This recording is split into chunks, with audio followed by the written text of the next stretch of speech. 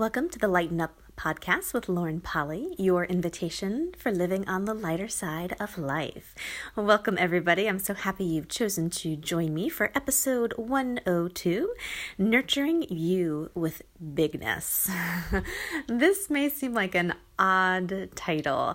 I talk about bigness a lot. Some people kind of get what I'm talking about right off the bat, and other people need a little bit more explanation. So I'll go ahead and give that to you. When I talk about bigness, being bigger, it can look a myriad of ways. It can be anything that actually adds space to your living. A lot of us, what we do is we end up living a smaller life than what we would typically choose for ourselves if we were being honest with our potential.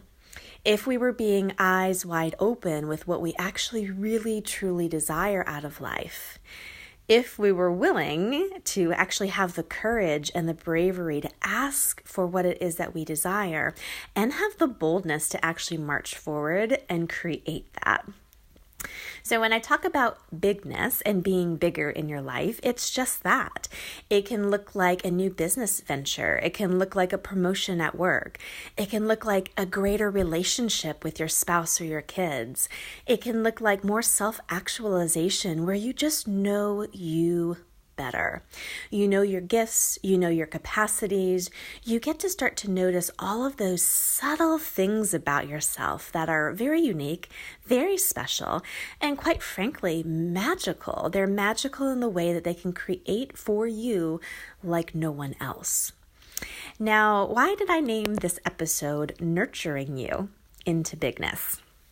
Well, what most of us do is we think of nurturing ourselves, taking care of ourselves, doing self-care, self-love, as pulling back, slowing down, giving up certain things, having to prioritize certain things.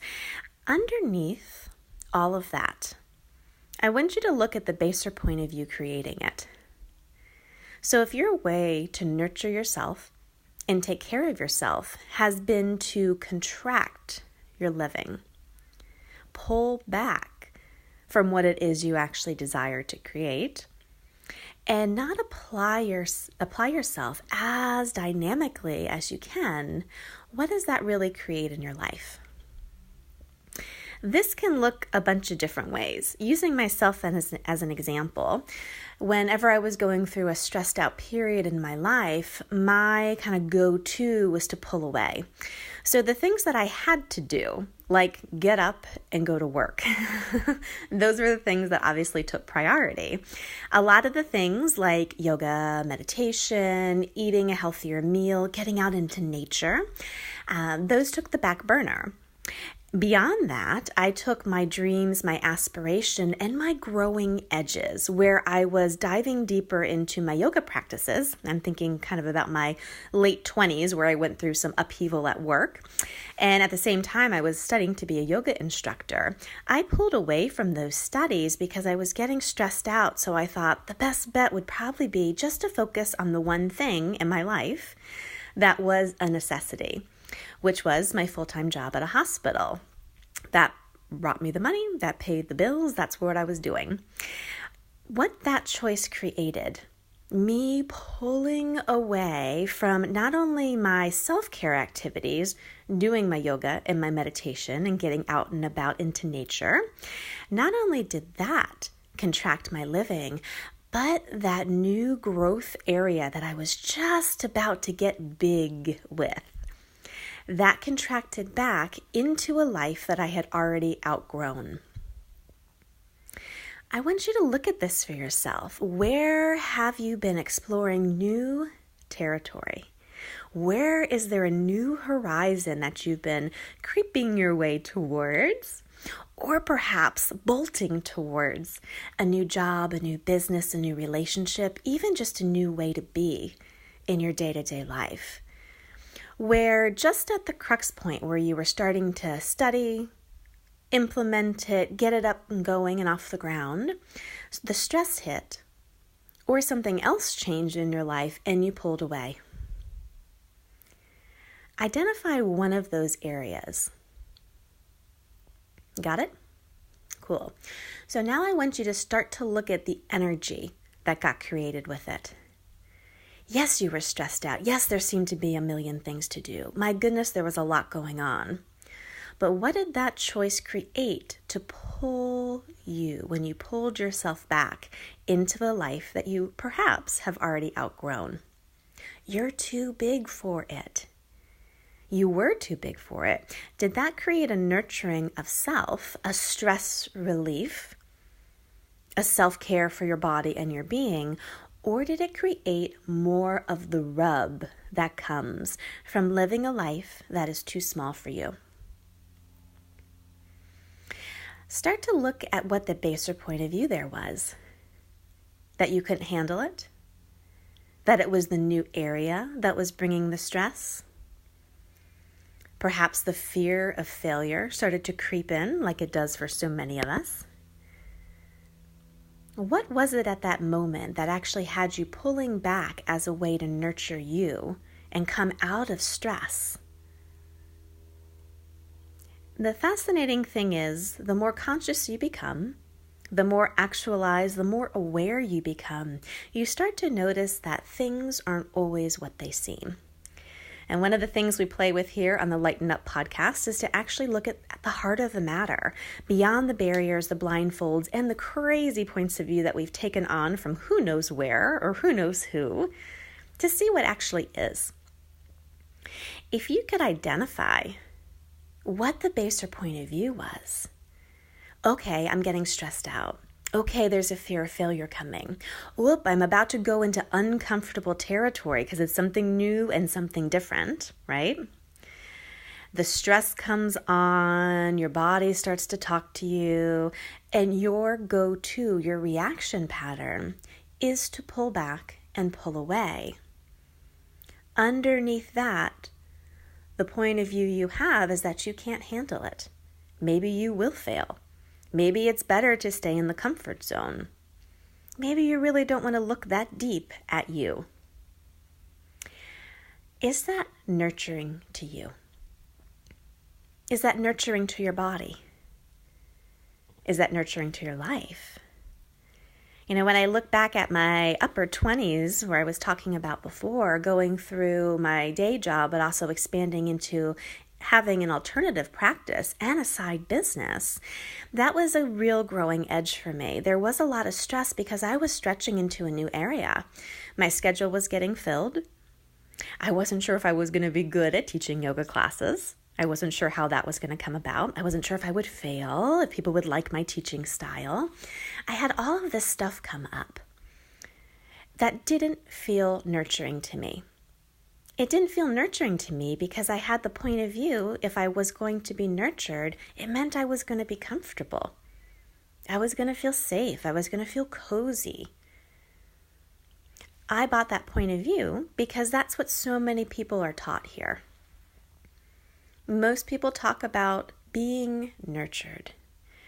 Self-care and self-love as slowing down, pulling away, running a hot bubble bath.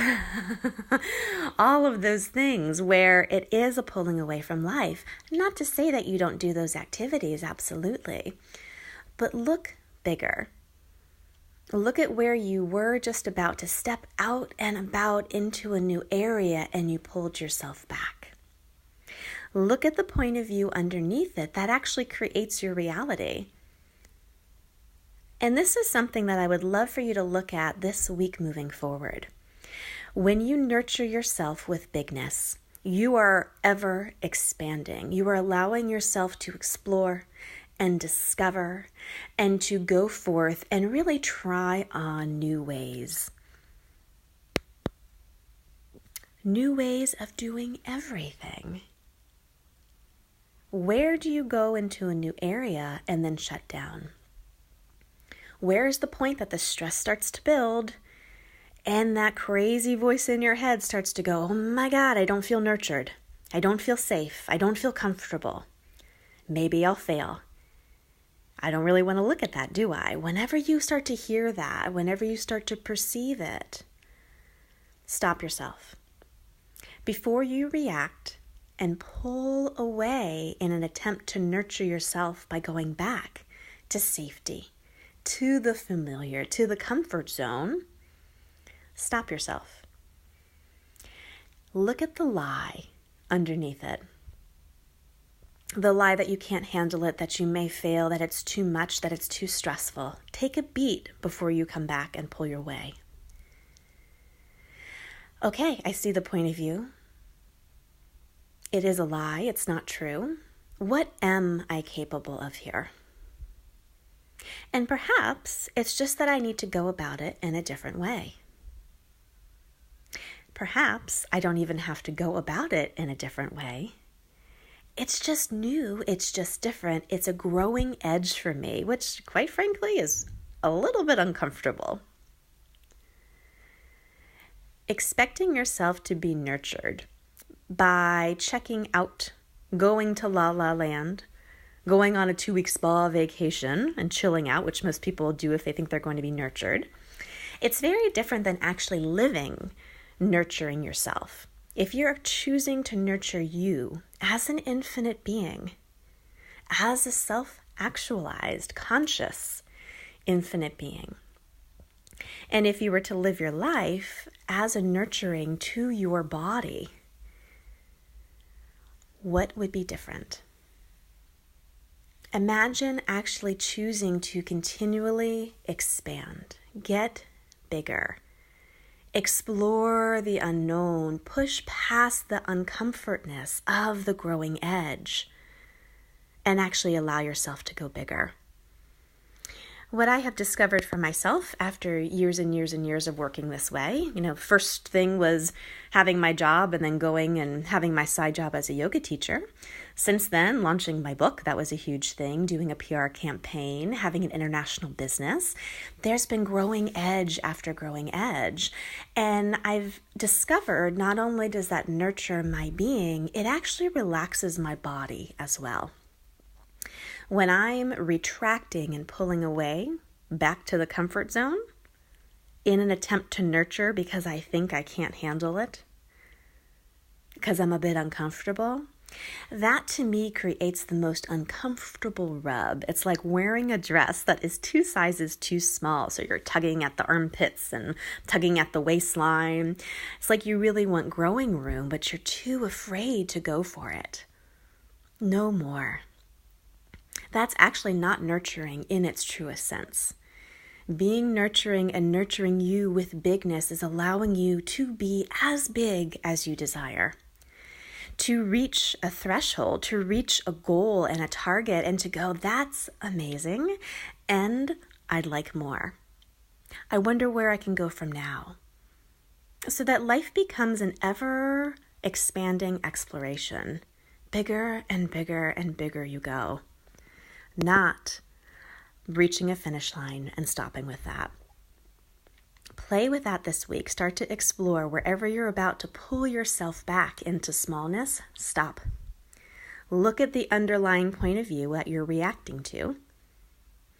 Look it in the eyes. Get to the heart of the matter. What actually is. Okay, I actually don't have to function that way. I'm going to choose to go bigger anyway. And start to see the nurturing that you can be for you and your body when you're allowing yourself to be as big as you possibly be. Thank you all so much for joining me today for this 14-minute adventure. I invite you to connect with me on Facebook. You'll see the link down below. There's going to be some more tidbits on this conversation this week up on my Facebook business page. We'll be diving a little bit more into the bigness and self-nurturing that really adds a different peace and harmony in your living.